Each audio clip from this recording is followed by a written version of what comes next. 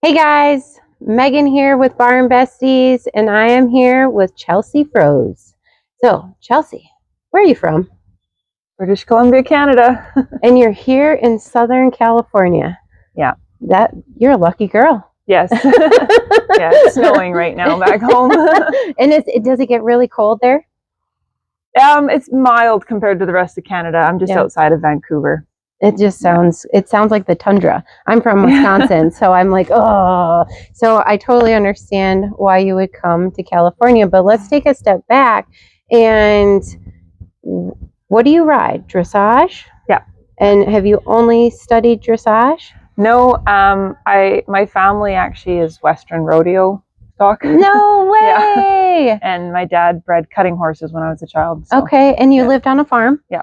How awesome is that? And so how in the world did you get to dressage and not stay in cutting? Well, first I actually wanted to be a jumper really bad. And begged my parents for English tack. And they would not cave in and get me any English tack. So I did my jumping lessons. I'd borrow a saddle, ride bareback to the lesson, borrow a saddle, do my jumping lessons, then ride home. With your stock horses? Yeah. How cool is that? So I wanted to do English. I knew that. I just fell in love with the warm bloods. I thought they were beautiful. And it was too hard to saddle my own horse with a Western saddle at 8 years old. So I was like, we'll switch to English. It'll be easier. Yeah. And they didn't disown you? No, not completely anyways. They did it first. Yeah. Well, funny story, for Christmas one year, there was a big box under the tree and I was so excited. I was like, this is it. It's my jump saddle. I've begged for 2 years for this thing. Oh no. And it felt a little light, but I'm like, maybe it's like a really fancy French one or something. And I opened it up and it was a bareback pad. So yeah, that was it. So I did jump, and then I had a bad injury to my ankle, nothing horse related, just a really bad break. And it just made it hard to be in short stirrups. So my coach kind of redirected me, showed me what a freestyle was with music, and I was hooked from there. Ever since. Yeah, no going back. And then how did that develop? So when did you start riding? Oh, well, my family always had horses. So like I was months old, they have put me on a horse. Yeah. My mom used to strap me on in front with the Western saddle with scarves and just tie me in the front and go for trail rides. You were born to ride. Yeah. And then through high school, it was mainly Western?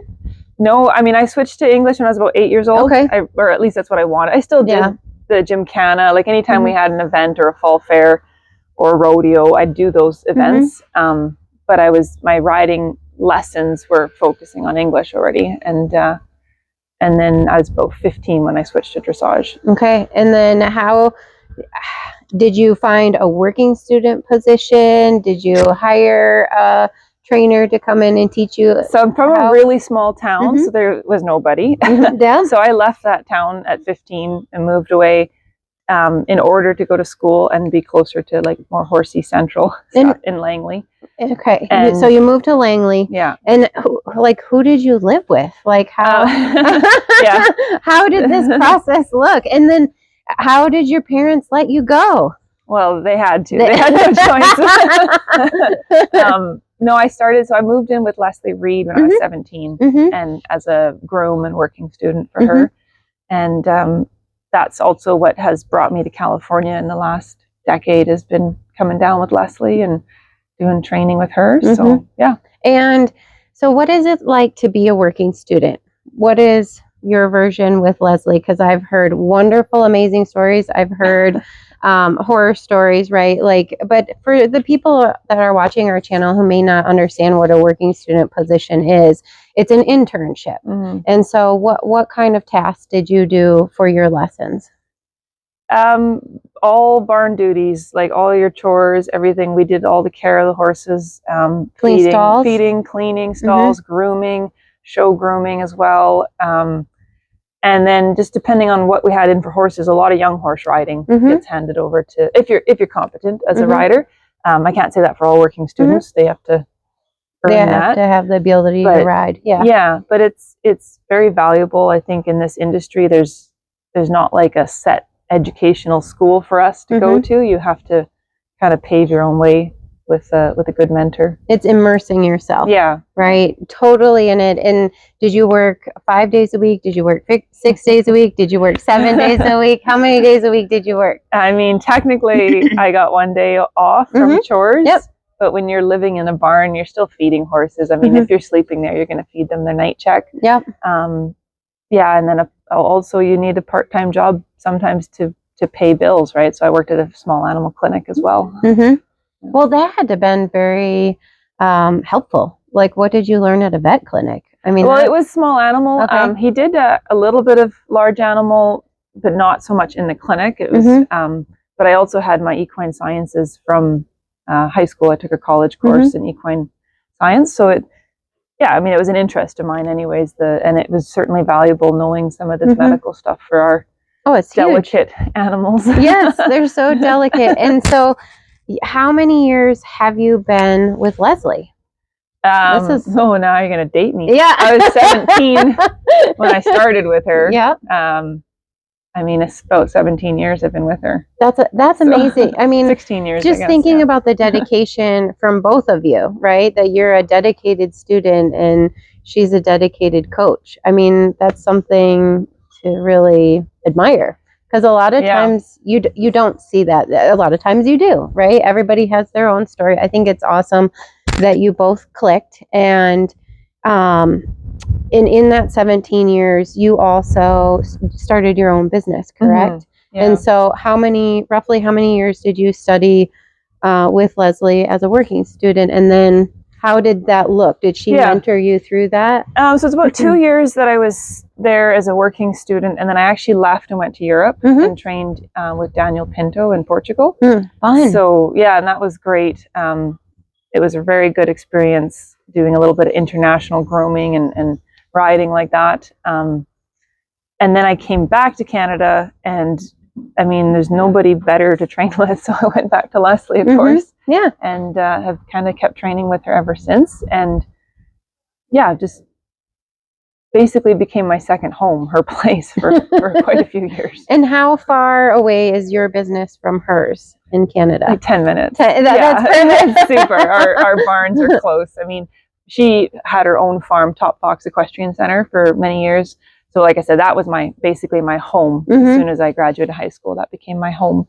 And when she sold that, I mean, we're all in the same area now still. So. Well, that's perfect. And then did you have schooling to start your business? Or did you just jump full force in? And I really didn't. I mean, I've always been hesitant to hang a shingle out as a trainer.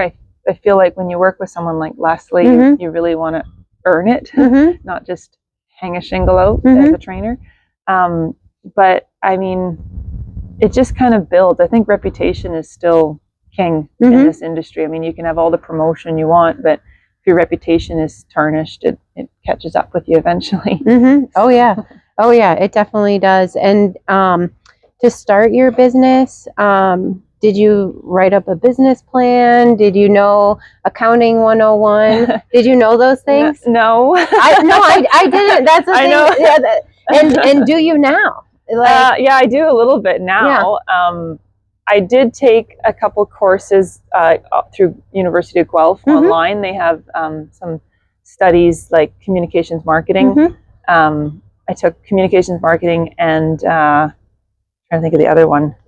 Might have been like a bit of a business management. It was all oriented to the horse industry, but I think it's a different industry. It's not like typical business. You got to be creative, right?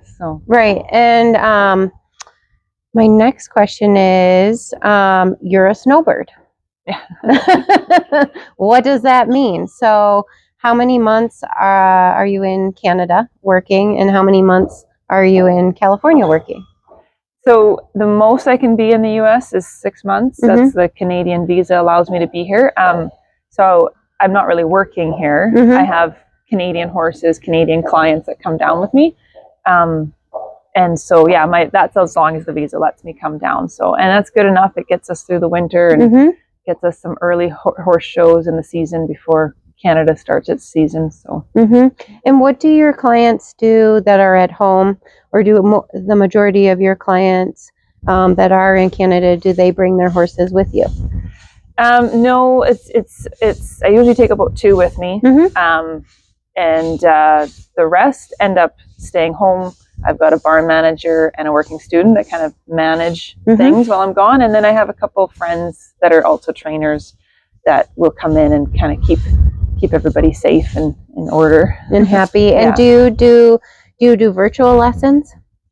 I've tried that. I find it very difficult because, I mean, we're dealing in Canada. It's some rural areas. It can be tricky with the internet. We're not all up to speed on our... You need the Wi-Fi in there. Yep. And then it's also too, certain times of the month anyways, or the year when it's cold, we just slow down in Canada too. So lessons kind of become just stretch your horse, move them, relax them, and wait for the sunshine to come back.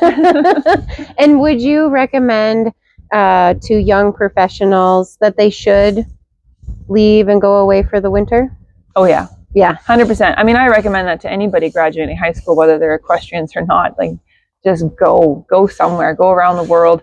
Make sure you get out of your state, and if you can, get out of your country. It's worth seeing the world, right? I've been lucky to see lots of it through horses, like amazingly, right? They've taken me around the world. Everywhere. Yeah. So all the cultures. And even like coming to California, I sent my working student down last winter. I stayed back with my business, and Leslie needed help for 10 days. She was leaving for a clinic.